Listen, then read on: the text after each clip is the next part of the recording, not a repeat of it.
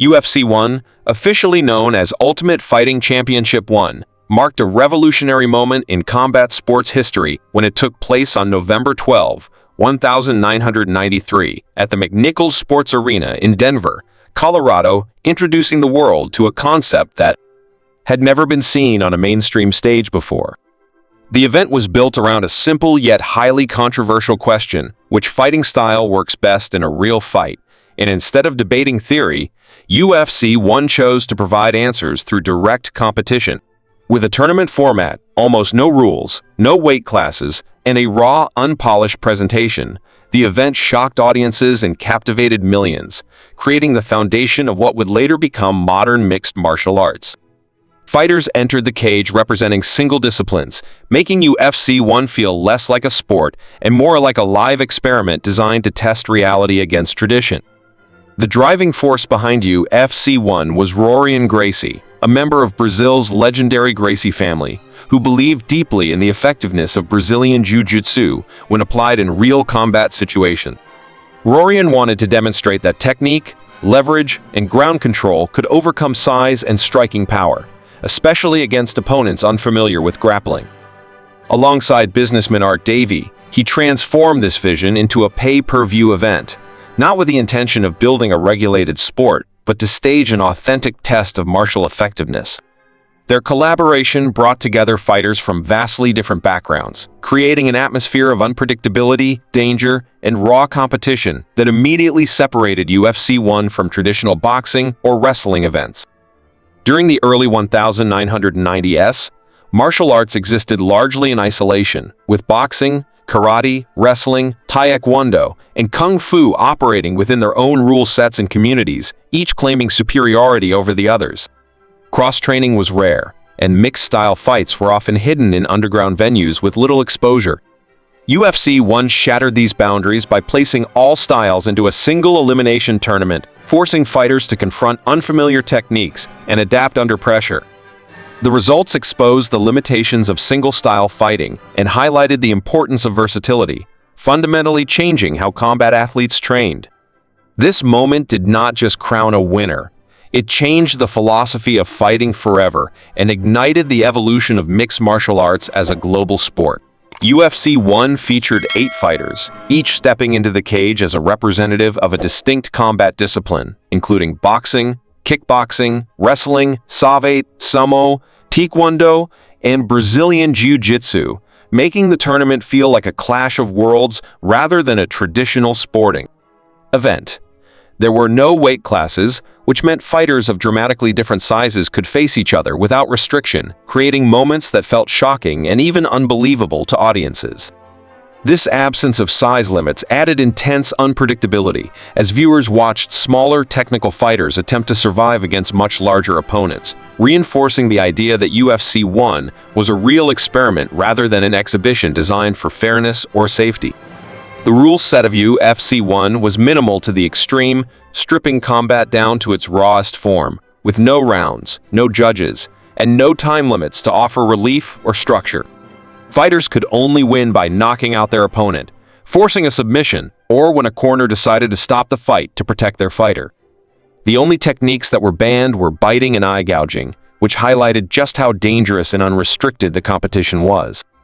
This lack of rules shocked the sports world and fueled controversy, but it also drew massive attention, as audiences had never seen combat presented with such brutal honesty and intensity before. The fights took place inside an 8-sided cage, later famously known as the Octagon, a structure specifically designed to prevent fighters from falling out of a traditional ring. At the time, the cage appeared violent and intimidating, giving the event a gladiator-like atmosphere that unsettled many viewers. Despite the initial criticism, the Octagon quickly became one of the most recognizable symbols of the UFC, representing both confinement and combat. The very first fight in UFC history set the tone immediately, as Gerard Gordeau, a skilled savate kickboxer from the Netherlands, faced Tila Tuli, a massive sumo wrestler from Hawaii. Tuli's weight exceeded 400 pounds, creating a jaw-dropping size difference that led many to believe his sheer mass would overwhelm his opponent, setting the stage for a dramatic and unforgettable beginning to UFC history. As the opening fight began, Gerard Gordeau immediately relied on movement, distance control, and sharp leg kicks to avoid being clenched or grabbed by the much larger Tila Tuli. One perfectly timed kick sent the massive sumo wrestler crashing to the canvas, and Gordeau followed with a quick series of punches to the face that ended the bout in seconds. The sudden finish stunned the audience, instantly challenging the long-held belief that size alone guaranteed dominance in a real fight. In a matter of moments, UFC 1 delivered its first lesson. Skill, timing, and strategy could overcome even the most overwhelming physical advantages. This dramatic opening bout set the tone for the entire tournament, making it clear that UFC 1 was not about spectacle alone, but about revealing uncomfortable truths about combat. The sight of blood, broken teeth, and unprotected fighters created an intensity rarely seen on television, leaving a lasting impression on viewers. There were no gloves to soften strikes, no rounds to offer recovery, and no rules to slow the action, which made every exchange feel dangerous and final. As news of the event spread, UFC 1 quickly gained attention for its raw brutality and realism, drawing both fierce criticism and unstoppable curiosity from fans around the world. Another unforgettable figure in the tournament was Art Jimerson, a professional boxer who made a striking entrance into the cage wearing only one boxing glove. His unusual choice symbolized complete faith in his punching ability, while also revealing uncertainty about what might happen if the fight went to the ground. This single glove became one of the most iconic images of UFC 1, representing the experimental nature of the event and the unknown dangers fighters were stepping into. Jimerson's appearance highlighted how unprepared many specialists were for a fight without familiar rules or boundaries. Art Jimerson was matched against Royce Gracie, a calm and soft-spoken fighter representing Brazilian Jiu Jitsu, who stood out immediately due to his traditional gi and composed demeanor. Compared to the muscular strikers and larger athletes, Gracie looked unimpressive to many viewers, lacking visible aggression or intimidating size. Few expected him to dominate, and even fewer understood the depth of his skill set. Yet this underestimation would soon prove to be one of the greatest misconceptions in combat sports history, as Gracie prepared to quietly demonstrate the power of technique, leverage, and ground control. When the fight began, Royce Gracie wasted no time in closing the distance, stepping inside Art Jimerson's punching range and immediately taking the fight to the ground. Using leverage, balance, and precise technique, Gracie controlled the boxer with remarkable ease, neutralizing his strength and eliminating his ability to strike. Jimerson, completely unfamiliar with ground fighting and unable to escape, chose to tap out without absorbing heavy damage. This quick and almost effortless victory shocked viewers and revealed how helpless even a skilled striker could become once trapped on the mat. This moment became one of the most important turning points in UFC history, as it clearly demonstrated the critical role of grappling and submissions in real combat. Audiences around the world suddenly understood that punching power alone was not enough, and that fights could be decided without dramatic knockouts. Brazilian Jiu Jitsu instantly gained global recognition, as fighters, trainers, and martial artists began to realize its effectiveness in controlling and finishing opponents of different sizes and styles. The bout reshaped how people viewed self-defense, competition, and martial arts training, planting the seeds for the evolution of mixed martial arts. Another major presence in the UFC 1 tournament was Ken Shamrock, a professional wrestler and shoot fighter with a background that blended strength, aggression, and submission-based techniques. Shamrock represented a more hybrid approach to combat, combining wrestling control with joint locks and chokeholds, making him one of the most dangerous competitors in the field. His intense demeanor, physical power, and experience in realistic fighting environments set him apart from many of the more traditional stylists. From the moment he entered the cage, Shamrock looked prepared for the chaos and unpredictability of UFC 1. Ken Shamrock was matched against Patrick Smith, a taekwondo fighter known for his athleticism and flashy kicking techniques, who attempted to use speed and long-range strikes to maintain distance. Smith relied on movement and kicks to keep Shamrock away, hoping to avoid being taken to the ground. However, once Shamrock managed to close the distance, the dynamic of the fight shifted instantly. The striking exchanges gave way to clinching and grappling, exposing the limits of long-range techniques when confronted with relentless pressure and submission-based control, further reinforcing the lessons UFC 1 was teaching the world. Using leg locks and superior grappling awareness, Ken Shamrock quickly neutralized Patrick Smith and forced him to submit, ending the fight in decisive fashion. This victory further reinforced the growing realization that ground-based techniques were not just effective, but essential in real combat situations. As the crowd watched these early submissions unfold, the focus began to shift away from flashy strikes and dramatic knockouts. Viewers started to understand that control, positioning, and technical dominance often mattered far more than spectacle or raw aggression. Royce Gracie continued his remarkable run through the tournament by facing Ken Shamrock in the semifinals, a matchup that immediately captured attention due to both fighters specializing in submissions and ground control. Unlike earlier bouts filled with chaos and heavy strikes, this fight unfolded as a tense and technical battle, with each man carefully searching for openings. There was little wasted movement, as both fighters respected the danger posed by the other's grappling skill. This contest showed a more refined side of UFC 1, proving that intelligence and patience could dictate the outcome just as much as physical power. Gracie relied on calm composure, timing, and positional awareness to avoid Shamrock's superior strength and explosive energy. By methodically taking the fight to the ground, Gracie slowly imposed his style, advancing positions and limiting Shamrock's options. Once he secured a dominant position, Gracie applied a submission that forced Shamrock to tap out.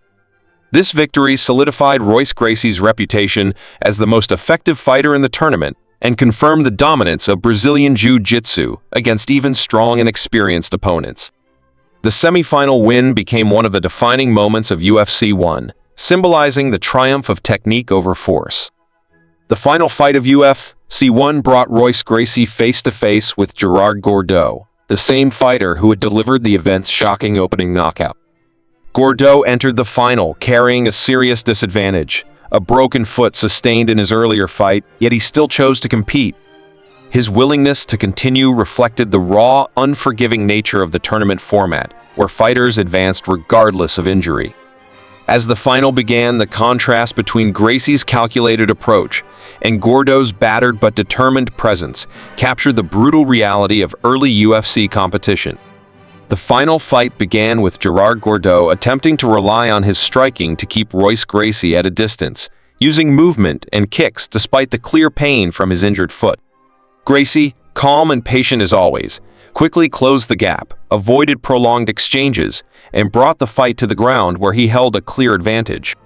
Once the fight hit the mat, Gracie moved with precision, taking Gordeau's back and securing a tight rear naked choke.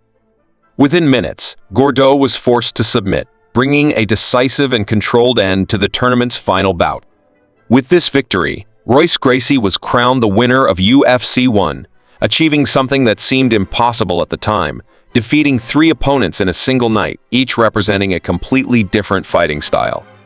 His performances were not based on brute strength or aggression, but on composure, leverage, and technical mastery. Gracie's calm demeanor, lack of emotion, and effortless control over much larger and stronger opponents left a powerful impression on viewers. In one night, he changed how the world understood fighting, proving that strategy and technique could overcome size, power, and intimidation. UFC 1 sent shockwaves across the United States almost immediately after it aired, sparking intense controversy among politicians, medical professionals, and media figures. Critics condemned the event as violent, dangerous, and irresponsible, arguing that it had no place on television. Senator John McCain became one of the most vocal opponents, famously labeling the competition as human cockfighting and calling for it to be banned. These criticisms fueled public debate and placed the UFC under heavy scrutiny, threatening its future before it had a chance to grow. Despite the backlash, UFC 1 also revealed something impossible to ignore. There was a strong and growing public interest in realistic, unscripted combat sports. Pay-per-view sales exceeded expectations, demonstrating that audiences were fascinated by the raw honesty of the fights and the answers they provided. Encouraged by this success, the organizers decided to continue producing events, gradually refining the format while keeping the core idea alive. This early momentum laid the foundation for the UFC's evolution into a regulated global sport, transforming controversy into opportunity and marking the beginning of a new era in combat sports history. The impact of UFC 1 reached far beyond the cage, forcing martial artists around the world to seriously rethink how they trained and prepared for real combat. Fighters quickly realized that relying on a single discipline was no longer enough, as striking without grappling or grappling without striking left dangerous gaps. As a result, athletes began cross-training in multiple styles, blending wrestling, boxing, kickboxing, and submissions into a more complete approach. This shift in mindset marked the true birth of mixed martial arts, transforming isolated fighting styles into a unified system designed for real-world effectiveness. UFC 1 was vastly different from the modern UFC audiences recognize today, with no gloves, no weight classes, and almost no rules to guide competition. The raw nature of the event created intense controversy, but it also highlighted the need for structure and safety if the sport was to survive. Over time, regulations were gradually introduced, including weight divisions, time limits, gloves, and medical oversight. These changes allowed the UFC to gain approval from athletic commissions, move into mainstream venues, and grow into a legitimate global sport while still preserving the essence of real competition. The legacy of UFC 1 is often misunderstood as being centered on violence, but its true significance lies in innovation and honesty. It stripped away tradition, ego, and theory, revealing which techniques actually worked under pressure and which failed when tested. The event exposed the limitations of rigid styles and rewarded adaptability, control, and efficiency. Fans were no longer watching scripted entertainment or point-based contests, but real problem-solving under extreme conditions, forever changing how martial arts were perceived and evaluated. Royce Gracie emerged from UFC 1 as an international icon, not because of flashy knockouts or intimidation, but because of calm dominance and technical mastery. His victories demonstrated the effectiveness of Brazilian Jiu Jitsu on the world stage, sparking a global surge of interest in ground fighting and submissions. Almost overnight, gyms teaching BJJ began appearing across continents, influencing law enforcement, military training, self-defense systems, and competitive sports alike. Gracie's success reshaped the martial arts landscape in a way few individuals ever have. Looking back today, UFC 1 feels raw, experimental, and almost unreal when compared to the highly regulated, polished product of modern MMA. The lack of safety measures, the mismatched opponents, and the unpredictable outcomes make it feel like a relic from another era. Yet without this risky experiment, modern mixed martial arts would not exist. UFC 1 was the spark that ignited a global phenomenon, proving that reality could be more compelling than tradition. UFC 1 remains one of the most important events in combat sports history, not because it answered every question, but because it dared to ask them. It challenged assumptions, reshaped training philosophies, and created an entirely new sport. Its influence continues to shape fighters, coaches, and fans today, standing as a reminder that progress often begins with bold and uncomfortable experiments.